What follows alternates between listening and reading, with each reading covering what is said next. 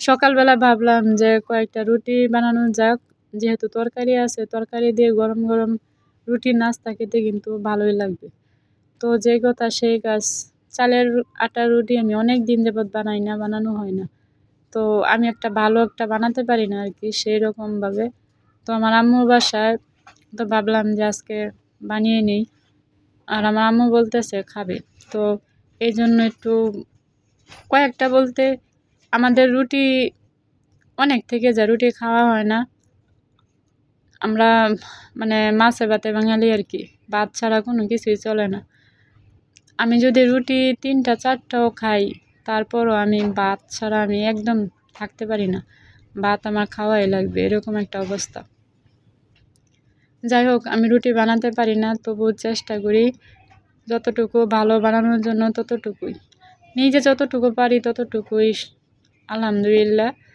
আর সব কিছু পারি, সব কাজই পারি, কিন্তু রুটিটা আমার ভালো হয় না বানানো। আর চালের আটার রুটি তো আরও বেশি সমস্যা হয়। আমার মতো কে কে রুটি রুটি বানাতে পারো না অবশ্যই বলবা। আমি একদম রুটি ভালো বানাতে পারি না, আর আমার খুবই কষ্ট হয় রুটি বানানো। এই রুটি বানানোর কারণে আমি অন্য কিছু, মানে আটা দিয়ে চাপড় বানিয়ে তারপর খাই, তারপর আমি রুটি বানাই না, আমার কষ্ট লাগে রুটি বানানো। তো আমার রুটিগুলো বানানো শেষ, এখন আমি সুন্দর করে এগুলো সেঁকে নিব। আর এত দেরি হয় চালের আটা রুটি সেঁকা, মানে যা কিনা বলার মতো না।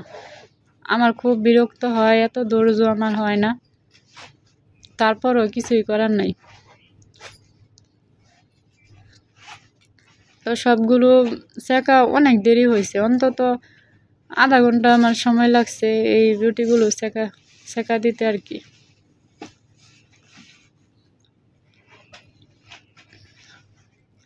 তো এগুলো গ্যাসে বুঝতে পারতেছেন ততটা পারফেক্টও হয় না, আর কত প্রচণ্ড দেরি হয়, আমার ভালো লাগে না।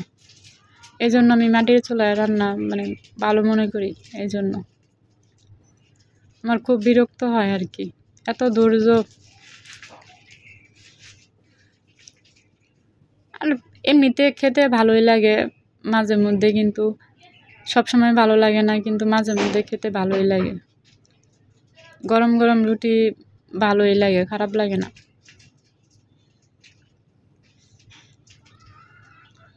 তো এখন আমি তরকারিটা একটু গরম করে নিতেছি, কারণ আমার আম্মু খাবে এই জন্য আর কি।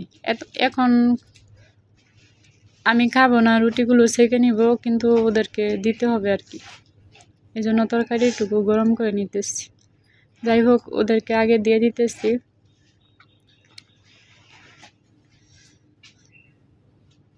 আজকে এই পর্যন্ত, সবাই ভালো থাকবেন, আল্লাহ হাফেজ।